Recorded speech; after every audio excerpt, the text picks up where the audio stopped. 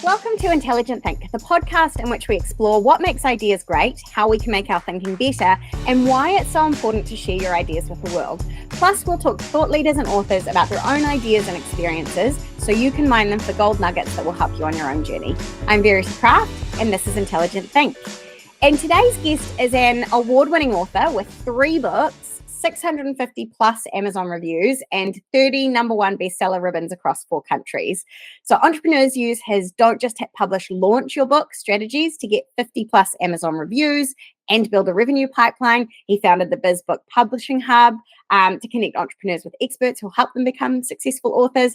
He has a podcast, free virtual networking events, Kindle cross-promotion campaigns, so much stuff going on, Robbie. So please join me in welcoming all the way from his home in the Philadelphia suburbs, a TEDx speaker and HBR contributor, Robbie Samuels. Welcome to the show. I love technology so that you and I can have this conversation. Everyone else can listen in. Isn't that amazing? Thanks for having me here.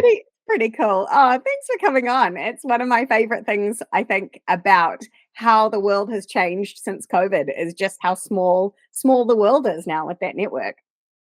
Agreed. You're fabulous. Well, I'm really excited to have you here today because we've had lots of chats kind of around books and your approach to book marketing. And we have just taken part in your latest Kindle cross promotion campaign with Christina's book. And so I was really interested to get you on and talk to you a little bit about your approach to book marketing, but also your own experience as an author, as a thought leader. And I'd love to start with how you settled on the ideas for your own books, because they're all a bit different. You've got some quite different skill sets. So I'm interested to know what made you go with each of them, yep, that's an idea that I need to turn into a book. So before the pandemic, I spent over a decade teaching people how to network at conferences. I had this talk that I did called Art of the Schmooze. And half that time I was still employed. I was organizing fundraising events and doing major gift work for a nonprofit here in the States. But I started speaking on the side, like a little side hustle, taking some paid time off to go and do a talk and then come back to work. So did that for 5 years. And at the end of 2014, I left my day job to officially go full-time as an entrepreneur. But I knew I wanted to shift my audience. I had been selling to nonprofit boards and foundations, and I wanted to find a new audience. And I wasn't exactly sure who that should be. It was kind of obvious in hindsight, but I had this message in my head that I was supposed to find a corporate audience, which I knew wasn't what I wanted to do. But I think I took a little time to see if that was possible, even though it wasn't what I wanted to do. So in the meantime, I launched my first show. My podcast was called On the Schmooze, which I ran for 8.5 years before the rebrand to the BizBook Pub Hub show, which I've been doing now for a while.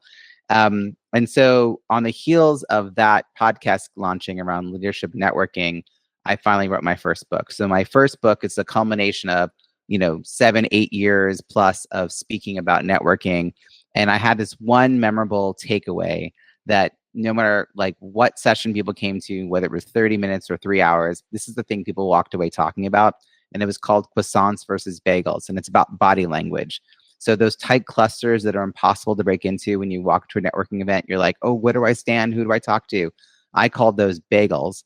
But if one person in that space shifts and leaves some space in the circle, well, now you have a croissant, and it's sticky. It's a concept that walks away with people. So that's the title of my first book. It's Strategic, Effective, and Inclusive Networking at Conferences. So Croissants versus Bagels is the title, and that's the subtitle. And I did a big launch. I'm working on my 4th book, Verity, and I don't identify as a writer. And I feel like I have to just fess that up. I love it. When that first book was being written, it was a trudge. I didn't have money. I didn't have the ability to hire the right people. I was trying to figure it out on myself. And so about a few weeks before I was about to hand it off to the editor, and I had a publication date in mind. And I had this realization that the book was real and that it was a good book. Wait, I want people to read this book. So I paused my publication plans and realized that was day one, or really the last day, not even day one, but the last day to initiate a marketing plan. And so I stalled my publication by 6 weeks, built a launch team, and had a plan to get 100 reviews by my launch day. and I made all kinds of mistakes, but I had 150 reviews within a week of my launch date. So it worked. It was a ton of work. And I kind of got known for it, but I will be honest, I didn't want to be known for it back then because I was trying to become known for this networking guru, right? Like I wanted to be known for the guy who would come to a conference and help people connect and engage and get hired by companies. And so I subsequently did a group coaching program around networking, hired my mentor to be my coach. And she said, you have to write for Harvard Business Review and do a TEDx talk. And I'm like, oh, God, I paid you to tell me to do all that, you know? So that was 2019. So in 2019, I did publish with Harvard Business Review, and actually didn't happen until early 2020. But my TEDx talk was in November of 2019. And my TEDx talk was about croissants versus bagels. So I had people come up on stage with me and demonstrate this physical stance. And it was published in January 2020, and I was poised to be an overnight success with 10 years in the making. And then 2 months later, no one needed to know how to network at events. We were all at home. So I had to come up with another way to show up and offer value. March 13th, 2020, which is when basically the world hit pause, particularly here in the States. That was a Friday for us, and everything sort of stopped very suddenly. I hosted a virtual happy hour. It was my first time doing so. And the night before, I had published a blog post, 9 ways to network in a pandemic. And number 3 was to host a virtual happy hour. So I thought, well, why not? And a month later, I announced the 4-week program to become more confident and competent using Zoom, a pilot. Meanwhile, I must have done, I don't even know, in that 4 weeks, like a 10, 12 virtual something or others. I went from not really knowing a lot about Zoom other than how to turn it on to like going into the settings. And I suddenly was like, I was ahead of other people by several chapters, even though I barely had read the book. And by the end of the year, you have to be as a couple of steps ahead, right? You never have to be a complete expert. So I'm going to do this as short as I can. I will tell you that at the end of 2020, I had a thriving new business, all new revenue streams.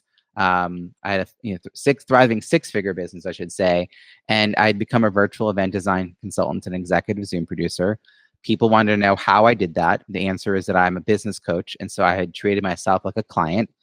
And instead of just filling my calendar up with lots of get to know you, catch up calls, I treated them all like research calls. So my second book topic came because I wanted people to know about that part of my work. And it's called Small List, Big Results, Launch a Successful Offer No Matter the Size of Your Email List.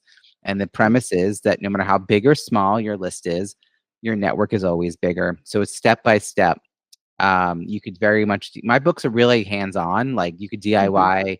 If you don't want to, you hire me, right? Like if you're going to DIY, good luck to you. I hope it works out. Refer me when it does. And so that book also ended up with hundreds, of reviews. So more people want to know how I did that. And then I finally got around to doing my third book, which was about how to use Zoom effectively, transformative, inclusive, and engaging online experiences. So I created this like big manual book. And that came out poetically on the 3rd anniversary of the first time I hosted a virtual happy hour in March of 2023. And that book has 250 plus reviews now. So it is like 6 months after that third book came out, and I am at a dinner with my mentor. Her name's Dory Clark. She's amazing. We're a bunch of us in New York City. Yep, she's good people. She's known all world over. And I am lamenting in a first world problem kind of way how my book has gotten stuck at 200, and I think it was like, I don't know, 44 reviews. And I just wanted to get to 251 so I could say over 250, cry me river, right? And she just looked at me and said, why are you not a book launch coach? And I said, you've asked me that now 3 or 4 times in 7 years. All right, let me think about this. Because I didn't control whether or not the Zoom events were happening. It was a wonderful ride, 2020, 21, into 22. But I've now had one client cancel an event twice in 2 years with me. I just don't have control over that. So I needed another revenue stream that was something I could generate. So I started to do research calls. I followed all my own steps. I did a pilot of the BizBook Pub Hub with experts coming together. Started hosting virtual events with that. Started the podcast in the fall of last year, and just like didn't make a lot of money off of it last year, but just set up everything. And then now there's a membership to be part of the hub. The experts are paying a fee. We have events every month. The podcast comes out twice a week. We have the Kindle campaign you're talking about earlier, 3 times a year. And all of this is because I'm finally the book launch strategist that I could have started back in 2017, but I know so much more now. And it's the culmination of everything I know how to do, because it's the strategy, it's the launching, but it's also the launch party, which is a virtual event that I host and I design. So it is sort of like I had to live through all of that to really have the skill set perfect for this moment. So that book, that 4th book, is finally coming out this spring. It's called Launch Your Book, An Entrepreneur's Guide to Reviews That Drive Revenue. And I'm in the process of building the launch team, because it has to have reviews, because the book about getting reviews, Verity, I'm just like, wink, wink, nudge, nudge. It needs reviews, right? But also it's a masterclass of a behind the scenes of how I do what I do. Plus you get access to the book and like a ton of bonus content. Yeah, I'm really enjoying. So I signed up to your launch team. So for anyone else who's listening, sign up too. We'll put the link in the show notes. And I'm really enjoying seeing the behind the scenes of how you weave it into absolutely everything that you do. Every email that you send out, you're like, by the way, I'm launching a book. Would you like to join my team? And I think it's really interesting. And I've read your small list, big results, and I'd agree that it's really practical as well, which I love. So, but what I wanted to go back to a little bit, as you said, when you were launching croissants versus bagels, croissants and bagels, can you remember which flavor? Yeah, versus. You mentioned the fact that you decided you needed to launch it. I love that you pushed back your publication date in order to do that, because I think too many people are scared to do that. And actually, it's okay to push your pub date out if you need to, in order to either finish your book to a higher quality or be ready for launch in a better way. But you started with reviews, and I think that's really interesting. What was it that way back then, before you'd ever launched a book, before you ever, got into this world and knew all of this stuff, what made you go, reviews are the way that I need to do this? So I had dabbled in trying to write a book for a couple of years. And I finally joined a writing community, and they kind of gave me the initial framework of the idea of reviews. But their idea was that all of these authors, who, by the way, were everything from like writing, Christian focused books to self-help books to business books, it was like really wide. We would all write reviews for each other, which was kind of the premise. And that messes the algorithm up so bad for the referability and discoverability on Amazon, when it's like, oh, books like this, you probably want these other books. I'm like, oh God, this is so weird. So I saw kind of, I joined other people's launches and I wrote the reviews, and I also saw how few people did follow up. They were like, could you write this? And I'd be like, yeah. And then I'd have this like to-do item. And then I'd start to feel like, oh God, when was that due? And I'd feel a little bad about it. Now, these weren't my closest friends, right? But we were all in a community together, and I was trying to play nice. And so I feel like it was a combination of, they sort of put the idea out, and then I thought, right, well, that's social proof. Like I just knew that part. And then it dawned on me that I needed people in my network, not the people in this community, to know about the book, because I was speaking, right? So I needed people to open doors for me for more speaking engagements. And how better to do that than to tell them that I have a book? And I also was part of the National Speakers Association, which I joined in 2015. And so at this point, I already heard the messages in my head from that community.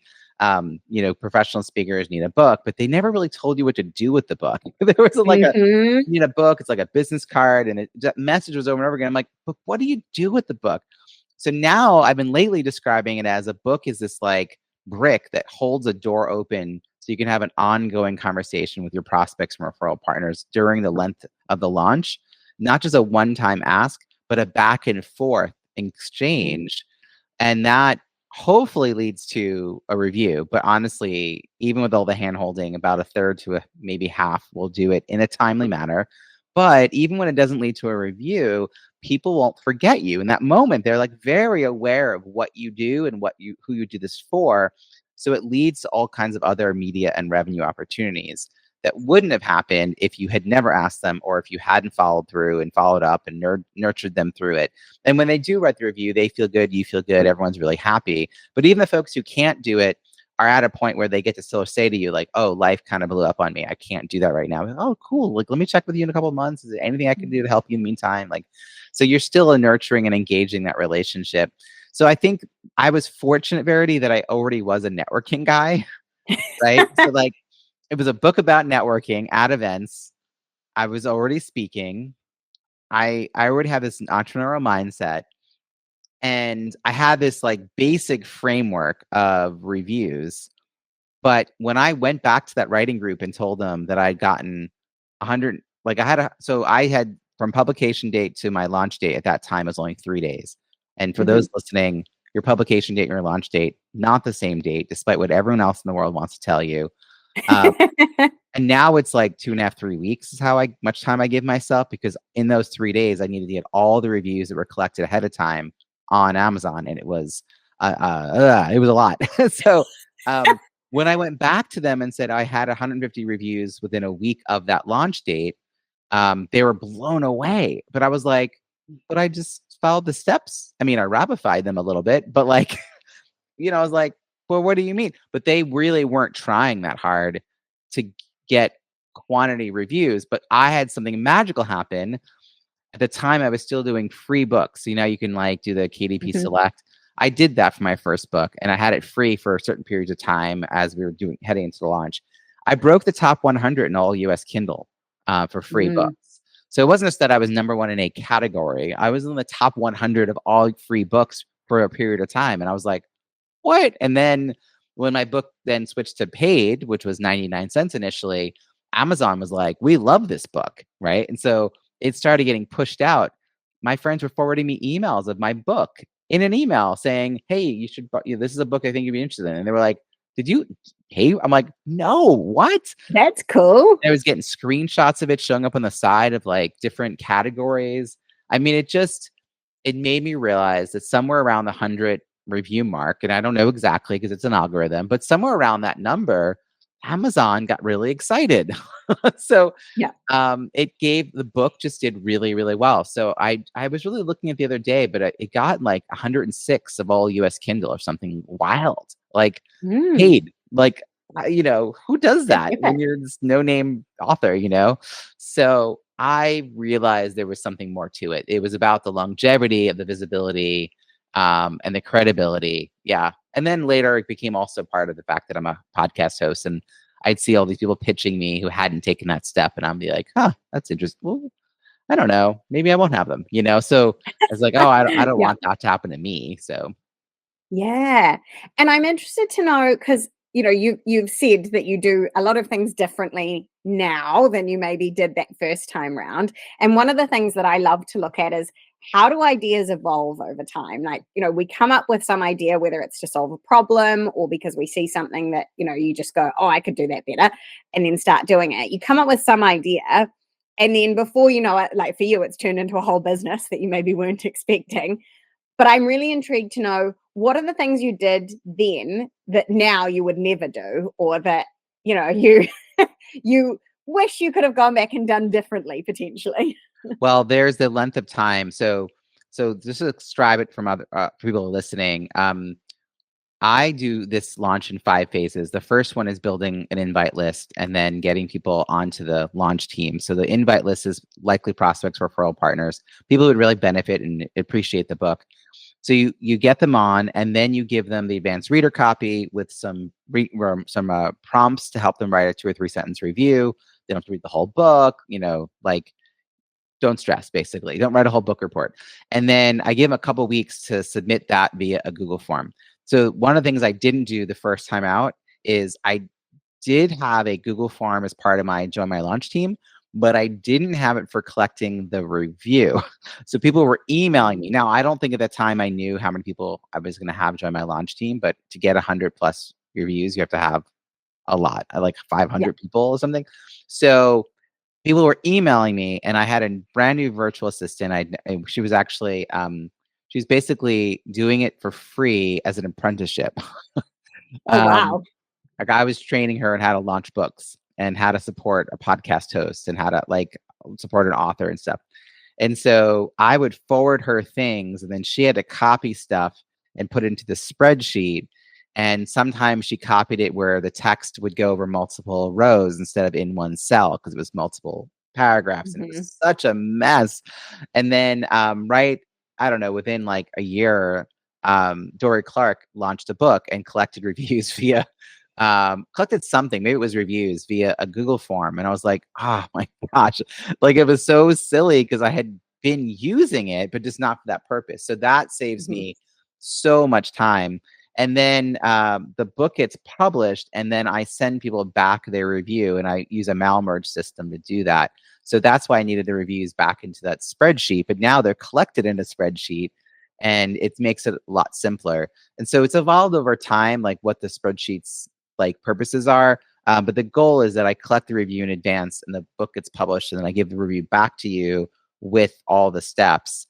And that's because more than 90% of us check reviews before making a purchase, but a very tiny percentage of people regularly leave reviews. Like most people just don't do that. So it's just really hard for people to wrap their head around doing this for you, even if they want to support you. So I want to make this as easy as possible. And if someone has trouble posting the review on Amazon for whatever number of reasons, I have that text and I can ask them to post it somewhere else. And then we have the launch party. That's the fourth stage is the launch party, and the fifth is ongoing, marketing, which is like every day that ends in Y, like finding ways to bringing the book forward. Well, that's what I'm interested in asking you about. So, you obviously deal with specifically the launch of a book. Yes. How do you get reviews? How do you get some buzz going? Doing that launch event. So, when you get past that stage, what do you find are the biggest traps that people fall into? Like they do the launch and then they just forget about the rest of the marketing. What are the things that people do post-launch that you wish they wouldn't do, or what do you wish they would do more of? Okay, so if you want to have 50 reviews by some date in the future, you need 150 people to affirmatively join a launch team a month before, and which means you have to ask about 200 people 2 months before. Okay, so we can scale that up to 600 people, right, with 200 reviews. But that's the numbers. That's how they work out.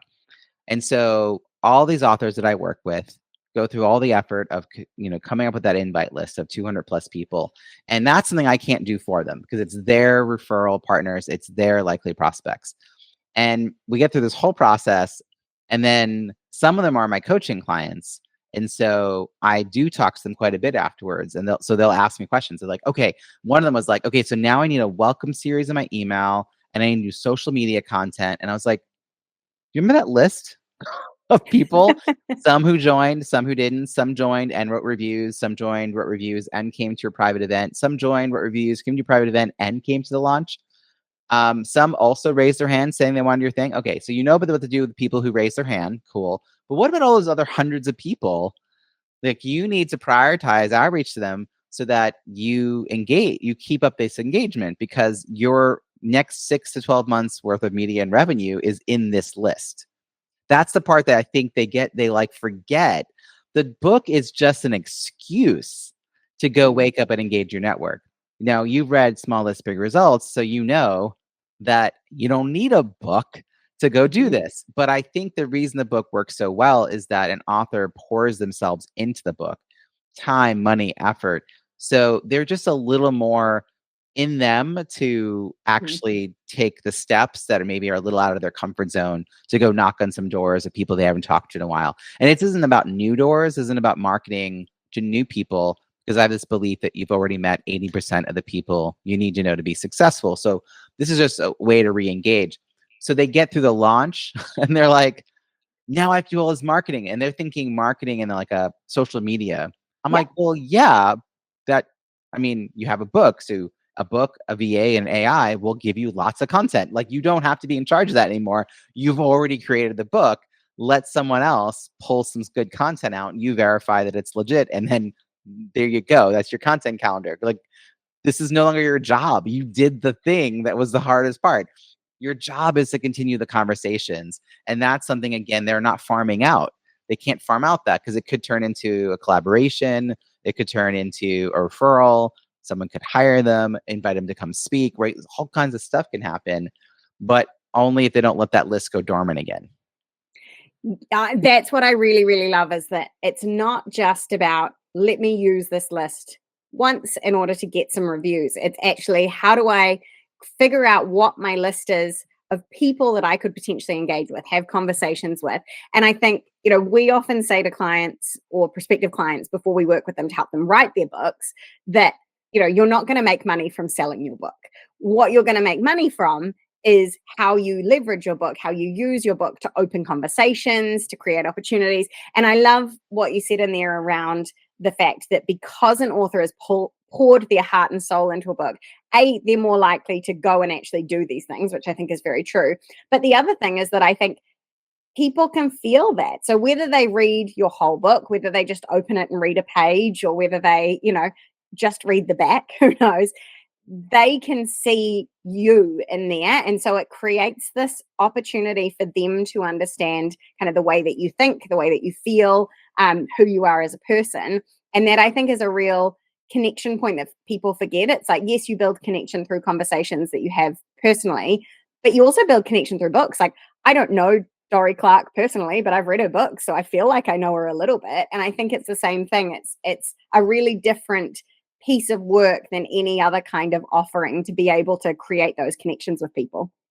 One of the things I also do is part of the launch sequence. It's optional, but I always encourage authors to do it, is the week that the reviews are due via that Google form before the book is actually published, I suggest that they host a private training or Q&A with the author or a book club discussion, but only open to their launch team members. So it's kind of a reason to give them an extra little push to get everyone signed up by that point. But also it creates a community experience. So you're not just like talking individually. They realize they're part of a bigger whole. All the emails are to one person. Like, I don't address the emails to a team. I address it to you. It'll have Verity. It'll say your name, It right? sure does. But we still want people to be part of a collective experience. And when people see you speak, if you do like a little training of some kind, or even Q&A with the author, now they're in a better position to refer you, having seen you do your thing. And so it's another way to kind of get, like, you could have someone who's a great referral partner because they had one referral to give you. They don't have to be like the most connected person in the world, who's a huge social butterfly. They have to understand what you do and then think, oh, I know someone you should meet, and feel so good about that connection that they can't not make it. Like, it would be a disservice not to make this introduction. And so they feel that way when they've seen you in action. They have such faith and trust in what you do, and they know that they know someone that they can introduce you to. And that's one thing that I ask authors to think about doing, that builds on whatever. Like, I'm agnostic about what they sell beyond the book. I've you've gotten a glimpse into my history. I've made money a lot of different ways, and there's pros and cons to all of them. Like, I don't think there's one right. It's not like you have to have a mastermind, you have to do a course, you have to this. But I think that you should definitely have a clear pipeline from the book to the business. And that should be something you're thinking about while you're writing the book. And it might adjust a little bit, the audience even, and the offer. And I end up coaching a lot of my authors separate from the launch. And one of them, I wrote about her in my book that's coming out, but Stacey Larson, she did some reconfiguring of her current offers to make the book that was already out make sense. Like, we met when the book was already being published. And so I jumped in to help her launch it. But then she was like, well, it just didn't line up. Like, the menus it just didn't match.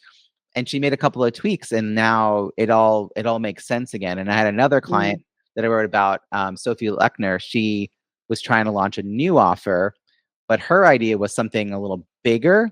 But then a lot of people just wanted to go through the book with her. Like, it's a very hands-on how-to book about marketing. So I said, the way you're going to figure out the people to sell to for that higher offer is you're going to create a easy entry offer. And she had over 30 people raise their hand at her event to say they were interested. And her job was to figure out within that 30 people who was the right audience to message this to.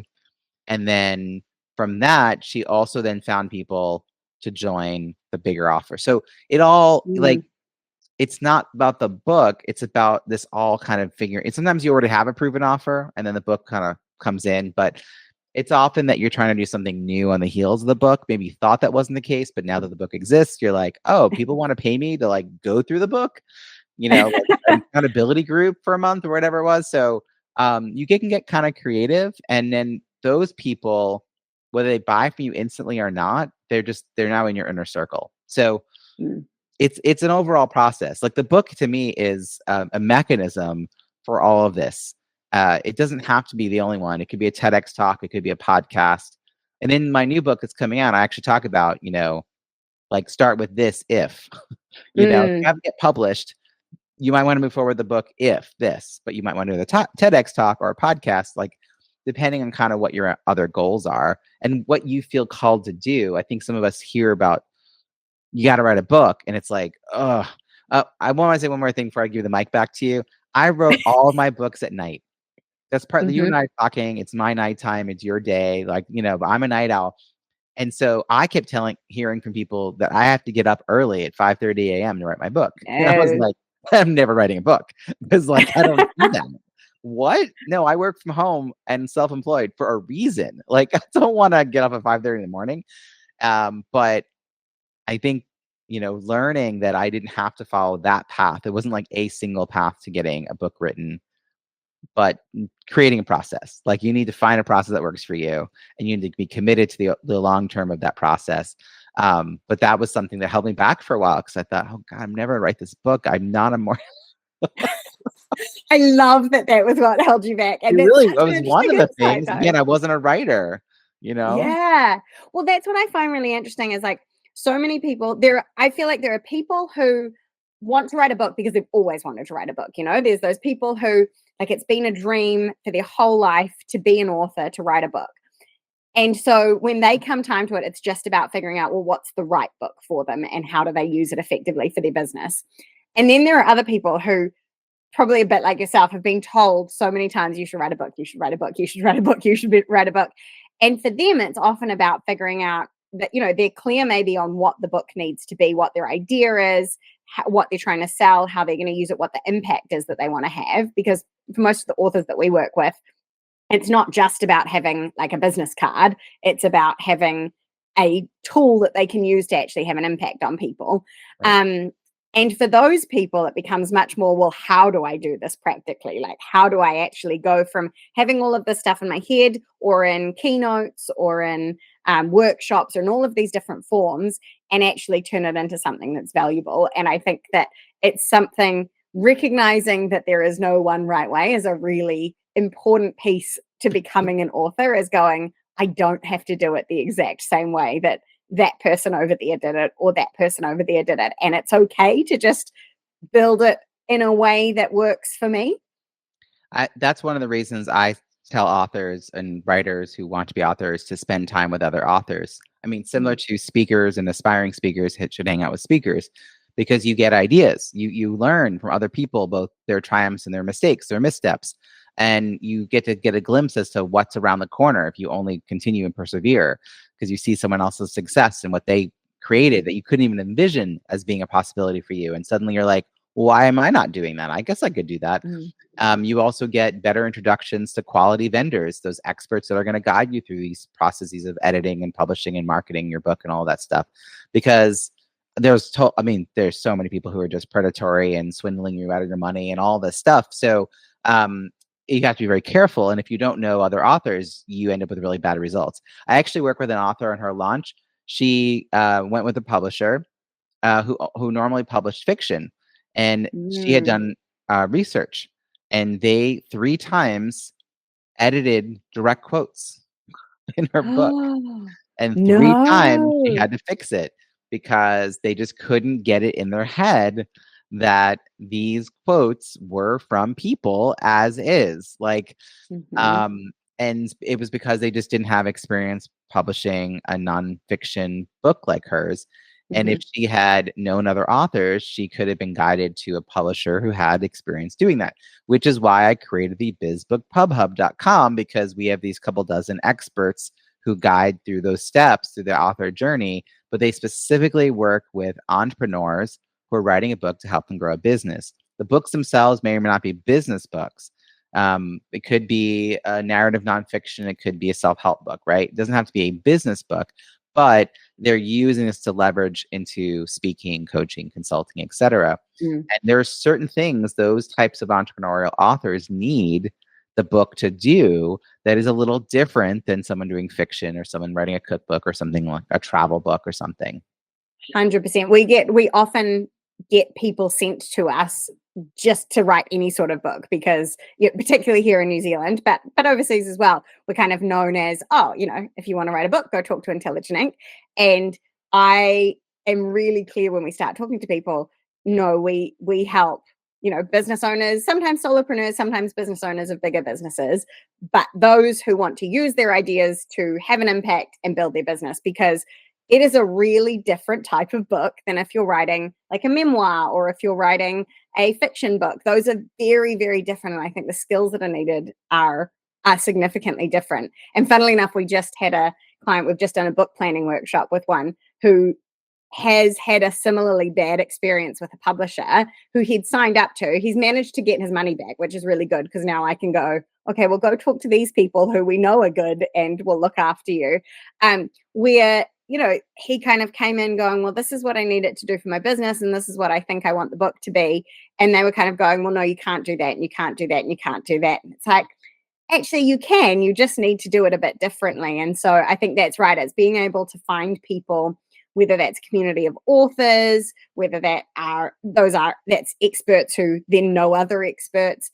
You need those people who know the way that it's meant to go, but are also willing to work with you if you need to take a slightly different path. I think it's when you're stuck being put into a template or a strict process without any flexibility. I have to now. I'll share the one of the authors I work with went through a writing coach who her thing was like these really short books.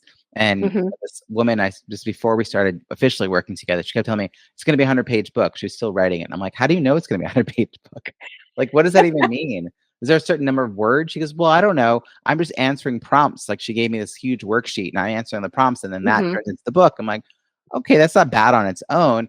I said, have you seen any of these books? And then we started talking about it. And I said, well, 100 pages. Do you mean like a 6x9, 100 pages? Because that's pretty thin for a 6x9. Like, what do you mean?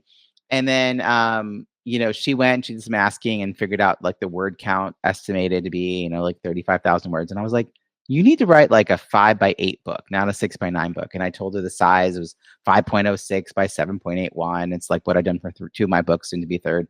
And then she had to do pushback with this writing/publishing company to format her book a certain way.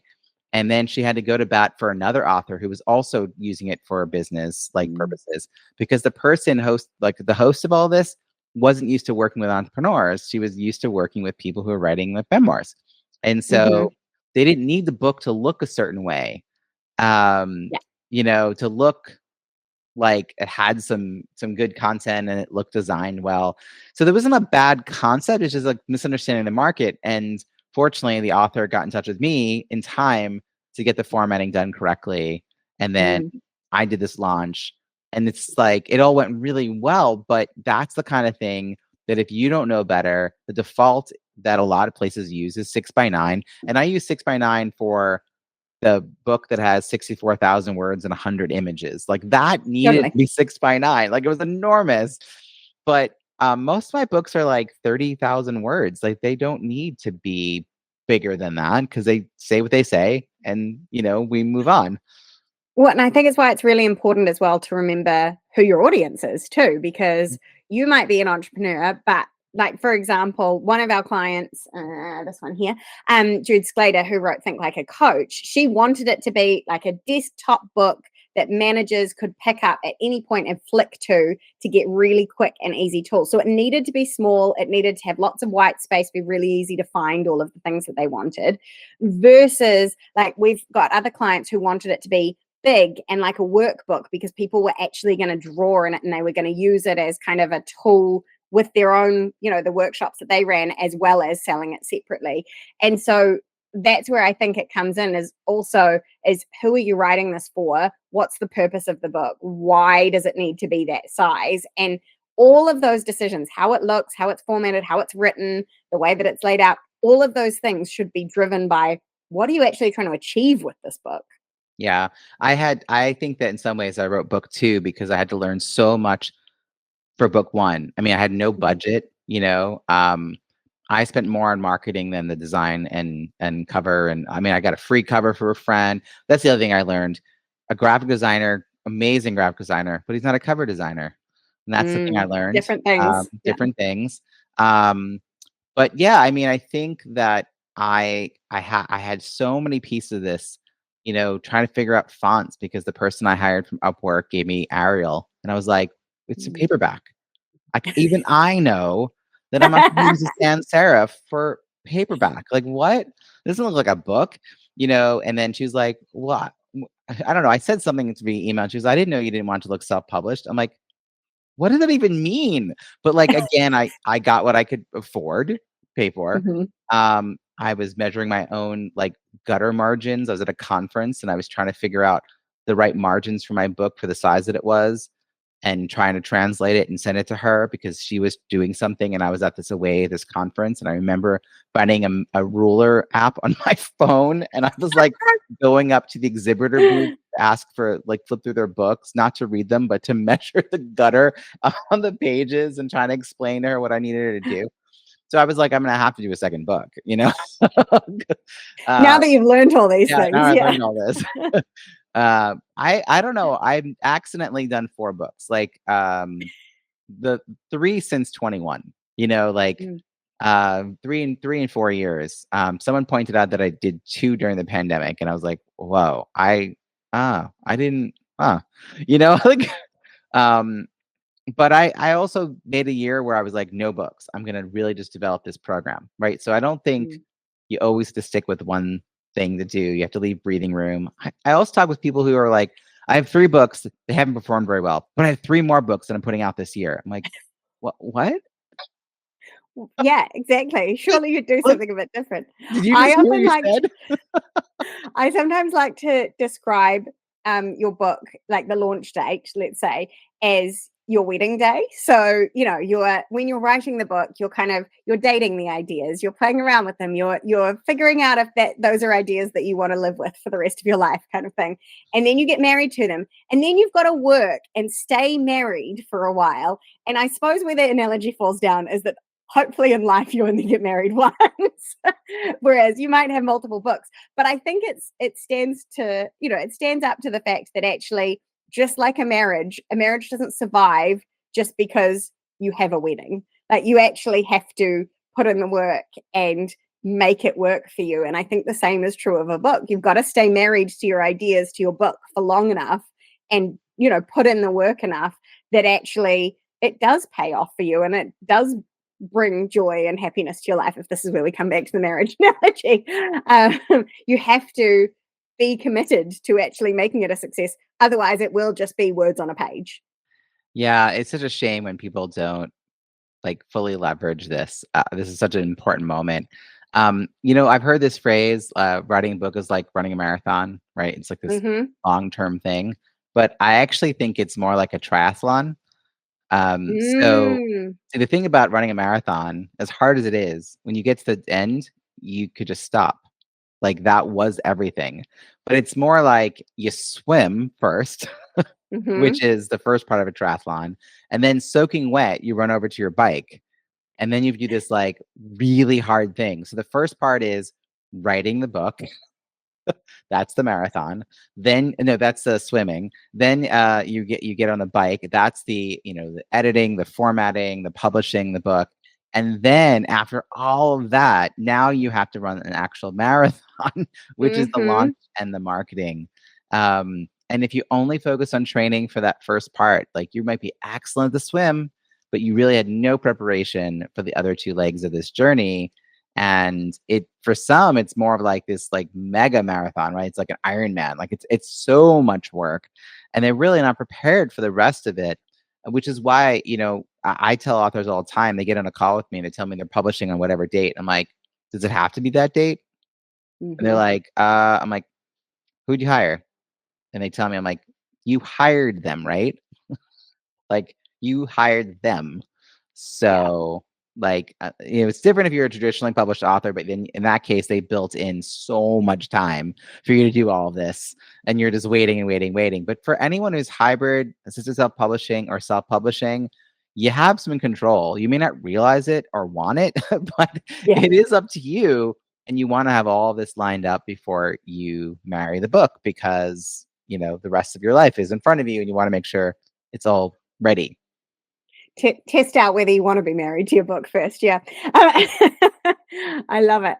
So, how are you feeling now coming into the launch of your fourth book, which is about launching books? How's that pressure feeling, Robbie? Yeah, and it's a narrower audience compared to my other books. So I sent out information to 1,000 people who were part of my previous launches that hadn't joined. Like, I did kind of a soft sign up for a couple months, from like, I mean, I was still writing the book. I'm still working on the book. The book's not like I'm at the final stages of the beta reader edits and final tweaks of things. But I started collecting names in January and picked up speed in February and then to March. And then I was like, okay, I need to like do a more concerted effort that's not a mass message. I need to do a one-to-one. And I compiled this like enormous list of names. 1,000 of them had been part of one of my previous, at least one of my previous launches. And it hasn't led to the like, hundreds of signups, right? So it's like, then I made a landing page, not just a Google form, but I have a whole landing page now to make it like really clear what's in it for them, including if they're not an author. Because this is the thing, I need people to recognize that while I'm focused on a book, the same process can be applied to launching a podcast, a TEDx, a program. Maybe you have an audiobook or another piece of content related to your book that you want to push out there. Maybe it's a workbook. So it's not just for someone who has a book, but I think that's how people are perceiving it. So all the first people who signed up, the first like 200, were just fans of mine who were like, whatever you're doing, I want to help you. Right. So that's awesome. Very much appreciative. But if I'm aiming for 200 reviews, I need 3 times that many people minimum to sign up. And so the numbers are there. Like, I have to do some of the work. But I also did something new this time. I paid to advertise in there's a company that does media inquiries. Like it's the guy who originally did Harrow, which is a help a reporter out. He created a new company called Source of Sources, and there's a little text ad at the top of his email. So I bought one, and it's for my launch team, which I've never tried that before. But I thought it goes out to a lot of people, and a lot of them have or want to have books. So I think I'm doing all the right things. And there is like a kind of a jokey, it would be kind of ironic if this book, but I also think the messaging has to be less that and more, you get a behind the scenes masterclass of how I do this. Like, I'm going to offer training to the launch team members, plus you get the book, plus you get to like just see what it feels like to be on that side of like being a participant. And maybe that would help you think about how to do it for your own thing. So you always have to market less about what you need and more about what you can offer other people. And that's very much true for a launch of a book. I think too many people approach this as they're asking like a big favor or they're begging. But the truth is, if you pick people who would actually benefit from reading the book and you want them to read the book, I don't want just a review. I know that some people won't read the whole thing, but I want people to become familiar with the content because I truly think it will make a difference. And I give them everything they need to get going. So, and then the people who want to work with me ongoing, I've got an online program, I've got one-on-one coaching, I've got my like designing launch parties and emceeing launch parties. So I have all these other ways to support them as well. But yeah, I'm pulling out all the stops, and I haven't even sent the welcome message. Honestly, Verity, like I'm still so focused on building the launch team. I keep saying, oh, this week, I'm going to send out something and ask everyone to like invite 5 friends. And I think finally this week, I will do it. Okay, so I'll hold you to account for I know. coming through my inbox. I was looking at what day it is. I'm like, okay, this week's about to happen. I can do it. But yeah, I was like, whoa, I don't really need to talk to anybody going forward, because I'm still trying to get new people in. But the early adopters might also be my best people to actually spread the word. Mm. In a way, I'm in the middle of this campaign that you're a part of. So that's a little distracting, but I run the campaign the same way I run a launch campaign. I run the getting people on the launch as a campaign, right? Like, like it's all examples of what I do. So as long as people are having a good experience, they're learning from it, and they're valuing what I do, I feel like I'm doing the right thing. Yeah, That's 100%. ultimately, yeah. And I love from there as well that you said, it's not actually about making an ask. It's about what you can give people that's going to benefit them. Because I think that that's a real barrier for people is, you know, most people, and I know that's particularly true of Kiwis, but I think even a lot of Americans too, really struggle with asking for things or like putting offers out there. And the more that you can focus on, it's about the value that you're providing to people. Like, when we work with people, we know that their books are going to provide massive value because that's the whole point of them. It's why we work with them, is so that the person who starts their book and then finishes it will have gone on some sort of transformation, will have Right. changed, will have, either changed the way they think, they will have taken action towards something, but something positive will have changed. And so that's an awesome thing to be able to offer people. But I think people get so caught up in, it's my book and I've got to ask for people and they almost get smaller and smaller. So how do you, I guess, encourage people to get past those fears and put themselves out there? Well, I mean, I will say that a mindset shift is the beginning of my book. It's the beginning of my online program. Like, it's the first thing we talk about when I'm meeting people one-on-one, because I do need people to have that shift. I'll tell you a story about someone who didn't do it. So I get referrals for people who also already have published a book. So I'll meet with people. I offer a 30-minute call, charge a few bucks. If you continue working with me, it gets applied to the next program, kind of thing. And I offer whether you started writing a book, you have a book, or somewhere in between. And so someone had a book and they got referred to me for maybe a relaunch. So we go to have the conversation. She has 32 written reviews, not just ratings, not the stars, but 32 written reviews on Amazon. And I'm thinking, what does she need my help with? That's not bad. I mean, I know it's not huge numbers, but I mean, it's more than 20. Like, yeah. So then I asked her, and she says, well, the book's not really performing. It's not helping me make business happen, right? Everything that you said, these authors want. And I'm thinking, okay, well, she's got to have at least a couple of referral partners and some likely prospects in that list of 32. So okay, so tell me, how do you these 32 people? Like, that's a pretty decent number. You must have had a bit of a process. She says, oh, my friends and family, they really came through for me. I was like, okay, so that's like the hardest person to ask, because they don't need what you do. They probably don't even understand what you do. And they don't know anyone else who needs what you do. And they don't understand the importance of writing reviews, like maybe a fellow author who also doesn't need what you do, but at least gets it.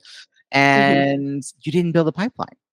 Like, I don't know how to say this nicely, but that's really hard. Like, you did a really, really, really hard thing, but you didn't build a pipeline. So when people think about getting reviews, the first people they often think about are friends, family, neighbors, right? All that stuff. And I'm like, but those aren't the people who know and love your work. When I was writing my first book and I decided to do that launch, I had spoken in person at conferences for 5 years. And when I would go to these conferences, I would have pieces of paper with sign-in sheets. I would ask for a table outside my door, and I would stand there and I would have everyone sign in, name and email. No joke. And then after my presentation, I would sit in a cafe nearby and I would type them all up into a spreadsheet. And I found this old mail merge option, and I would send them a request for a testimonial. I had no email list at the time, and I wasn't trying to start one. And I was still employed. I wasn't even there yet mentally. Well, years later, I go to publish this book, Croissants versus Bagels, and I find in my files those spreadsheets. And I write an email that says, remember Croissants versus Bagels, it's a book. Guess who the first people were to sign up and do a review? People who had seen me speak 5 years earlier. I had no other personal relationship with them, but they had been using my content successfully for 5 years. They'd actually probably forgotten who taught it to them. But as soon as I reminded them, they were on board. They were the first to show up for me. At that same time, I asked my closest friends who are not entrepreneurs to help me out, and they not a single one of them wrote a review. And it was actually Mm. kind of a bummer at that moment. But I've since learned to not even ask, to just let them celebrate the fact that I'm doing it, but not have expectations that they're going to help me. Yeah. And then I've since learned that if they read all romance and no books about business, it's not actually helpful for the algorithm either. So I'm not going to stress about it. But that's just thinking about who you'd ask. Like, ask people Mm. that have either benefited from you directly or indirectly. They've seen what you do. They've been maybe listening to your podcast, or they've been consuming your blogs. They've been watching you on social media. You've volunteered your time with them, paid or unpaid, right? It doesn't matter. Mm. That's the person that it's easier to approach. They're excited, and they'll also hold you accountable to getting it done because they want that book to happen. Mm. More than even your sister and your best friend, right? Like, they really, really want this book to happen because they want to get their hands on it, so they can take the information and use it. So I think it's just about a reframe of who we're asking, and also that it's tremendous value when we ask the right person. Like, it lines up, the value in the ask is the right ask. So Mm. I don't know. I got over that, like, fear of asking a long time ago, Verity. My background's teaching people how to fundraise. I was in Yeah, you'd fundraising. be fine in it then. So I was teaching people how to get it. Literally, the talk was called "Getting Past the Fear of Asking," and that whole Mm. reframe. And I came into business thinking I didn't know anything about sales, and it turns out I know everything about sales because I was doing it when there was no product except goodwill. Like, can you I give me five honestly thousand think that dollars? fundraising is a really good training ground Oh, it really was. for business. Like, genuinely, because yeah, if you can do that, then it's pretty easy to sell something of It's the value. same thing. It's about lining up, in that case, people's values, right, with Yeah. what the company or organization is doing, and here it's about providing value. So yeah, it's kind of like there's a saying in fundraising, if you have to let the cause talk, like, you have to kick yourself out of the way and let the cause talk. Like, don't let it be about you. And in sales, like, if you make it about your nerves and your anxiety and your angstiness, well, you're making it all about you, Hmm. and then you're not serving. So you got to kick yourself out of the way and, like, let your product, service, value, book, knowledge, content do the talking, right? Yeah.